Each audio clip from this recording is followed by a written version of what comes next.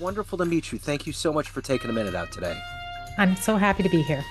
So, before we get into your story and what you're doing, which I love, I want to know first and foremost, living through the pandemic. 5 years ago, we were knee deep in this thing, trying to figure it out. So many unknowns, so many things got turned upside down. Ultimately, in 2025, how much of living through that time period has affected the way that you live life and do things today? Yeah, so I think the most difficult thing for me during the pandemic was the lack of autonomy, like not having autonomy over my own life, having other people impose rules on me, and I really, really did not enjoy that. And so I am making life choices now, just, that I am running my own show and I'm making decisions for myself. And I'm not letting things that are beyond my control bother me as much, and just kind of learning to roll with it. The second thing is that I was not allowed to see my grandchildren. And it kind of falls under the same umbrella. I really did enjoy that. And I've kind of really doubled down on spending time with people that are very, very important to me. So, let's get to the heart and soul of what you do on a daily basis. You got Hmm. podcasting, you got consultant, you got all these things. Yeah. But let's get to the brass tacks. I'm going to put you in front of a bunch of sixth graders. It's career day. The kid in the back of the room is curious, and he's like, "Hey, what do you do for a living?" What's your answer? Yeah, so I help organizations make friends that is going to help them, their businesses be successful. That's basically what I do. I help them make friends in a sixth grade context. Yeah, for sure. So, what did you want to be in the sixth grade? What was your dream job? Oh, I wanted to be a novelist. Okay, okay. It's kind of the same thing. I wanted to tell stories, but I wanted to be a novelist. I saw myself as kind of a burgeoning Jane Austen type. So I've never actually done any of that kind of writing, although I've been a professional writer for most of my career. So, let me ask you this. What were the foundational elements? Take me back to where you were born and raised. What were these seeds that were planted into you to get into writing, to get into communications, to get into helping people and being a storyteller? So I've always been a reader. I have, ever since I got the skills to read, I've been a prolific reader. I remember in brownies, I guess Girl Scouts, you would call it in the States. I read every single book that I needed to, like 35 books or something like that to get my reader's badge. So I've always been a good reader. But I think the thing that made me kind of curious about media was in grade six. Mr. Follis did a project, and I think we worked on it over 4 weeks, where he had the newspaper sent in every day. And we all basically learned step by step, what is a newspaper? How is it put together? How does it cover the news? And every day we had a lesson, and we took turns writing newspaper articles and stuff. And for me, that was a real pivotal moment for me, where I just thought, this is a cool thing. And so I didn't actually realize it until I was a grown up, looking back, that that was, a moment for me when I got to be excited about media. So, what was the first book that you read? What was one of the big books growing up that really still tugs on your heartstrings? Jane Austen. Okay. Okay. Pride and Prejudice and Sense and Sensibility and Mansfield Park, all those stories. I loved those stories. I loved her way of writing. I loved that she was like a feminist in her time. She was really kind of flexing as much as she was allowed to within those societal constraints. But I mean, I never didn't have a book in my hand. I read all of Stephen King's work, Wow. like up until all his early works, I'd say up until like the early 90s. I read every single thing that he published. I've always had a book on the go. What was the first story or first thing that you wrote and you showed somebody and got a really good response and it kind of validated this dream of you being a writer? What was there a moment like that? Yes, but again, in school here in Ontario, we used to have something called grade 13, which was like your prep year before you go to university, but you're still in the high school. They don't have it anymore, but they used to. And so I took a creative writing course in grade 13, and I wrote a short story, and the teacher put it forward for publication in a literary magazine, and it got chosen. And I was just like, oh, maybe I'm actually okay at doing this. What about journalists? You know, being in journalism, we all have our heroes. Who was Yeah. that journalist for you? Oh, Kara Swisher, like, totally love the work that she does. She just kicks ass every single day, always has, like, and I think always will. And, she continues to do it. Other great journalists, I remember watching All the President's Men as a young child and being motivated in by, changing society through writing and reporting and access to information. Um, Yeah, I guess those are the two journalists that I remember just thinking, wow, this person's, that they're carving something out for themselves. They're doing something in a new way. So I got a journalism question for you right now. You know, the term doom scrolling is kind of new, you know, for of our age bracket. It's a Yeah. new advent. And over the years, you know, I've always subscribed to that Walter Cronkite, that Tom Brokaw, that Barbara Walters kind of blended journalism. That's what Ben Franklin originally wanted to do in the beginning, which is to kind of balance power, to kind of put things out there so that we didn't get run away with bad things. But Mm. I've noticed in this modern day and era, especially since COVID happened, that things are increasingly darker and darker and people are avoiding the media. And I'm wondering, is it because things are so dark, or do you think that these media corporations are focusing and honing in on negative more and more because it's selling more? What do you think's going on right now? Yeah, it's the second thing you said. I just think that sadly, and I'm kind of a little bit angry about it, but the media industry was late to the game when it came to the social internet, right? They didn't see it, and it's not a new thing. It's since 1995. That's when I got my first email account was 1995. And the failure to innovate, the failure to keep up with where things were going has really cost them dearly. So now they're in this like legacy commercial model and they're trying to make it work and struggling. And one thing that does work is this kind of divisive, hyper emotional reporting of political issues, not just political issues, but this hyper emotional stance in everything they report. Like, you can't even get a weather report you can trust anymore because I everything, know. it's not like we're having some rain. It's like it's a storm watch, it's a raining event. It's rivers in the sky, Yeah.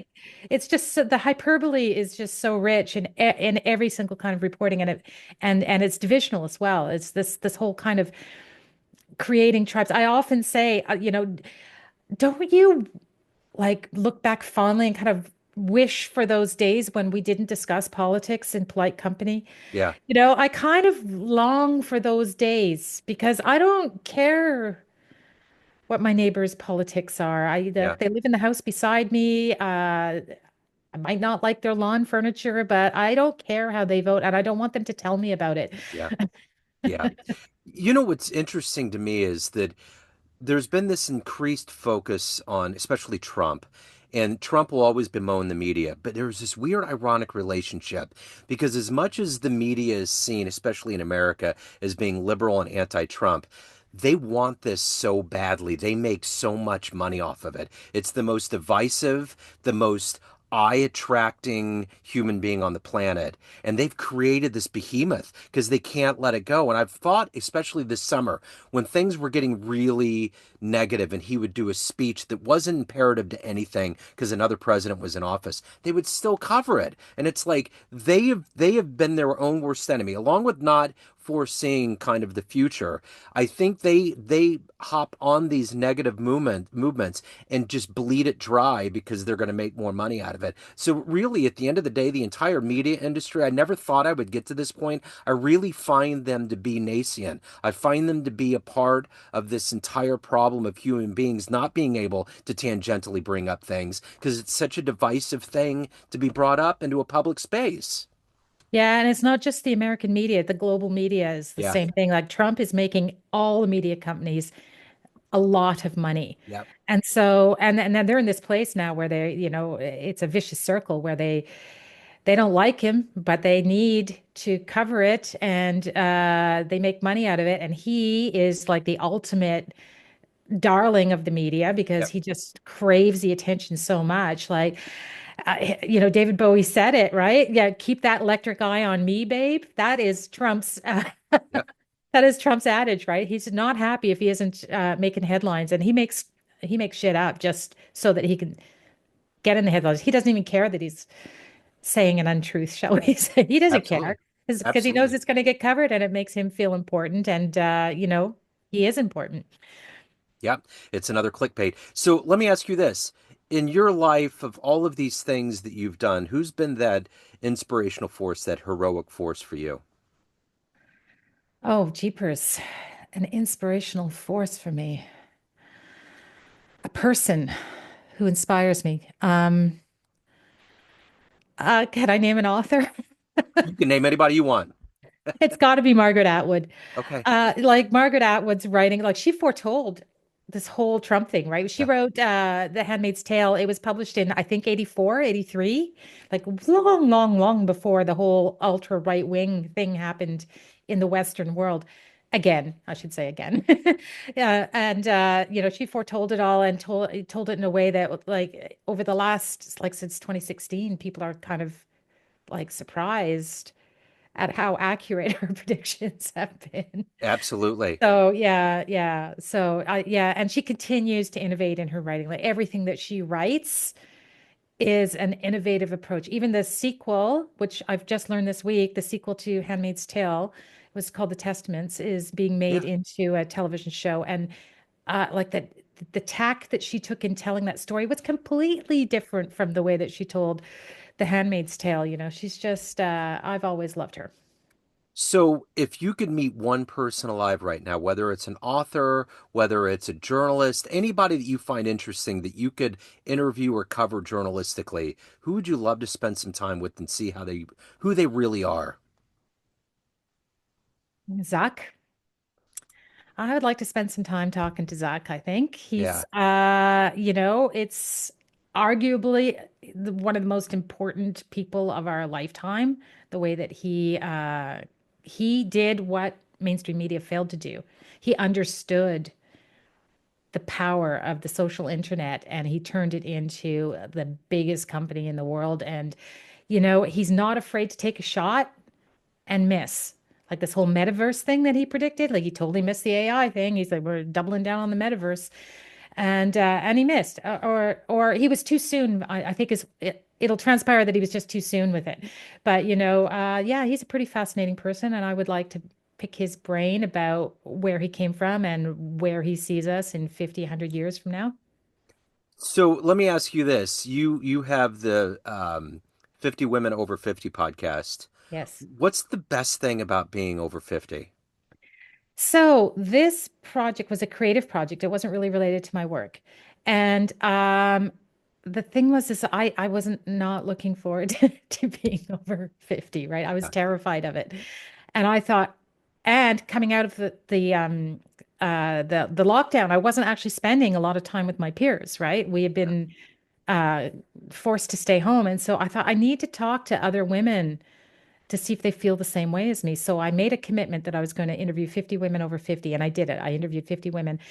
And I came away from the project just feeling empowered and thinking this is my moment. And I mean, it was a 180. It was total turnaround in my mental attitude towards this phase of my life.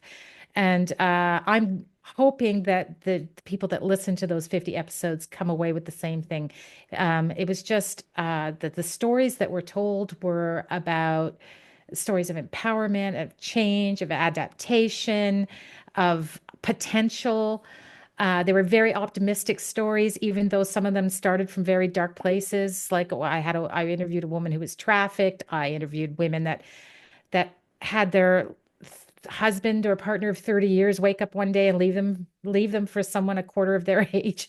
Like it was people that had adversity and had overcome it and were really thriving in the third part of their lives. So yeah, that's why I did that project. My new podcast project is called Stark Raving Social. And so this is again, my podcasts are always like learning experiences for me. So Yeah. this one is about tapping the power of AI. So this podcast is 100% AI produced and innovated. And I'm learning a lot from it. And I'm only about 9, 10 episodes into it right now. And with every episode, I learn a lot more about what is going to be the next iteration, or what is already the next iteration after the social internet. It's going to be the AI internet. You know what's interesting about that notion of examining kind of the social experiment of our lives is that idea of studs ter caldo and working. That was kind of the beginning of that level to a certain degree on a mass scale of journalism, examining the blue collar person, the regular person, and getting that perspective and collaborating and putting that into an anthology of being emblematic Mhm. of the time. But there's also a timelessness to it because people that are over 50, there's a timeless notion to that. There's a level of mortality and existentialism and all of Mhm. these things that we've done. The sun is setting. There's themes that are beyond time where we're at in That's right. 2025, you know? Yes. Um, the interesting thing I always ask people when it comes to AI about, are you afraid where it's going to go? And I remember asking somebody recently, and this was really revelatory to me. They basically said that what AI does is AI is a big set of eardrums that listens to humanity and what we do, and it follows our lead. And it's kind of that notion of Arthur C. Clarke. If we're negative and nascent and dark, it's going to mimic us. You know what I'm saying? So if we Yes. find a way to kind of leverage that, because we're going to be dark and we're going to be light, but how do we balance that Libratic scale? So Mhm. at the end of the day, my question to you is, what do you think is going to be the biggest indicator of this evolution of AI? Because right now, it's like that scene in Star Wars where all the stars are just big lines. We're going through at hyperspace and Chewbacca's Yeah. screaming in our ears. So where do you see this advent going? Where do you see this developing?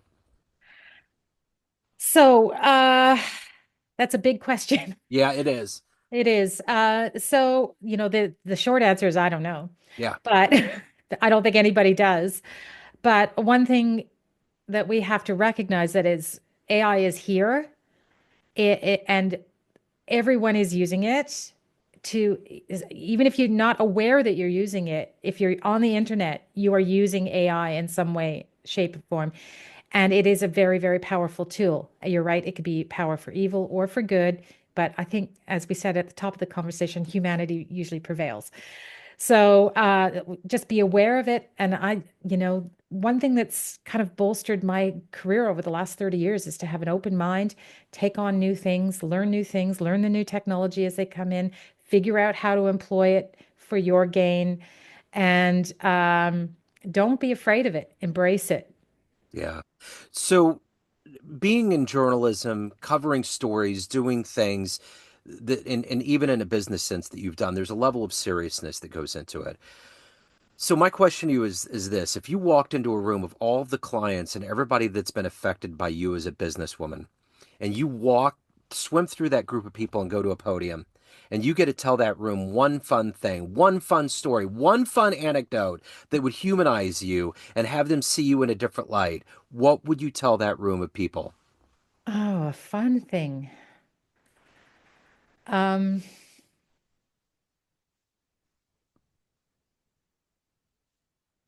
that's a tough question. What is fun about me, right? What about a first concert, favorite concert, one of hmm. your best, interviews, unexpected journalistic jaunts, something along those lines?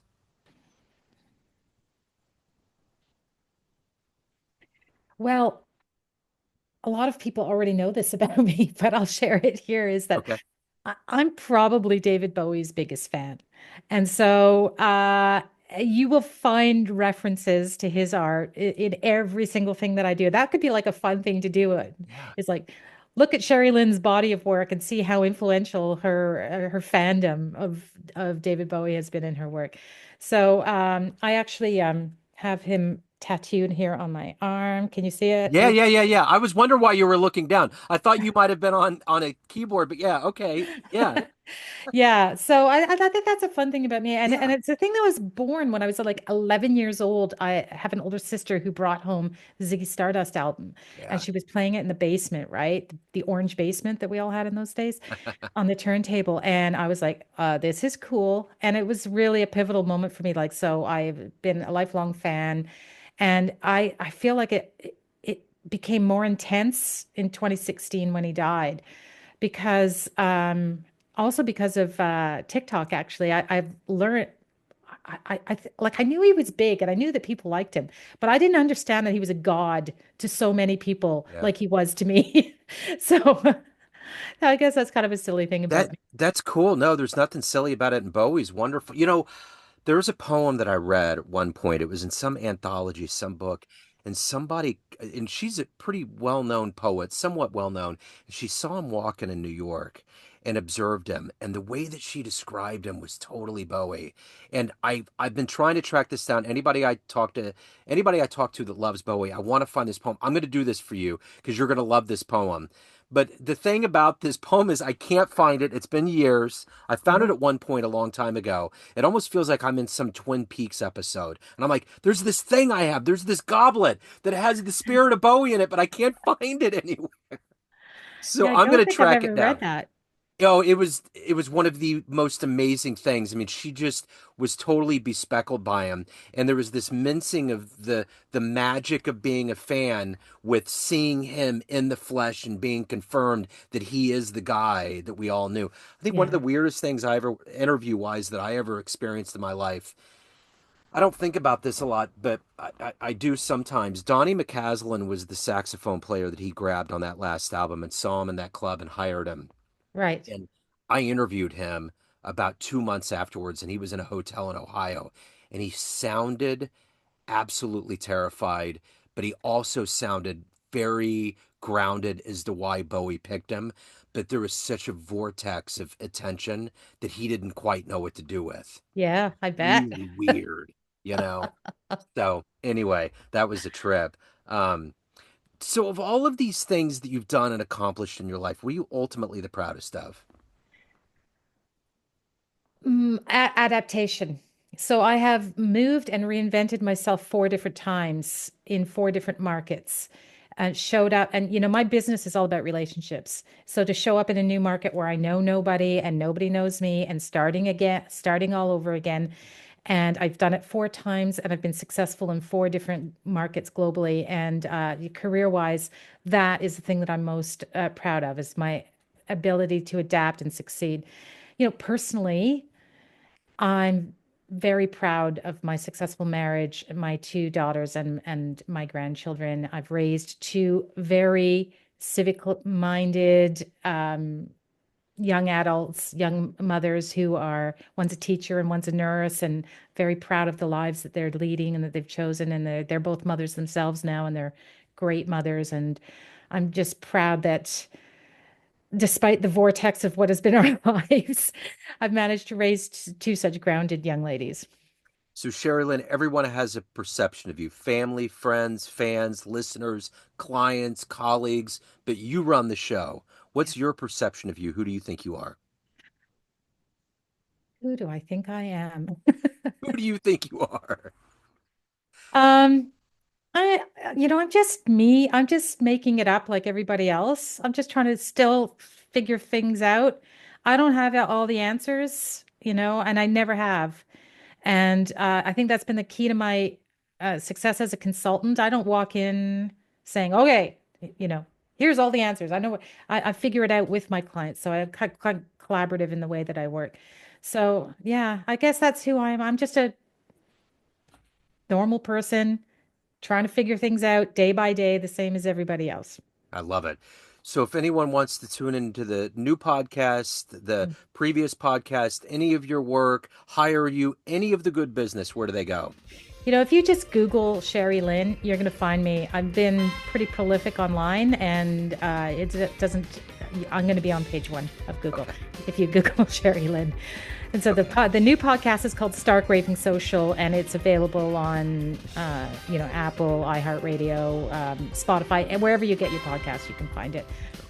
And I will put a link in the show notes. Sherrilynne, this has been wonderful. Thank you for your story. Thank you for your time, and best of luck with all the endeavors. Oh, thanks for having me on. I really enjoyed it. It's been great. Thank you. Hello, friends. Joe Dimino here. I just wanted to let you know that after 30 years or so, I have finally released my first book of poetry through the mighty Spartan Press here in Kansas City, Missouri. As the creator and host of both Neon Jazz Radio and the Famous Interviews with Joe Dimino podcast, along with being a visual artist, I'm ready to embark on a new adventure and want you to be a part of it. You can get a copy online via Barnes & Noble, Amazon, and actually on the streets in Kansas City at the great Prospero's bookstore off 39th Street. You can also visit joedimino.com for links to the book, to more poetry, and everything in my world, including paintings. Thanks for all of the love and support over the years, and please dig the words.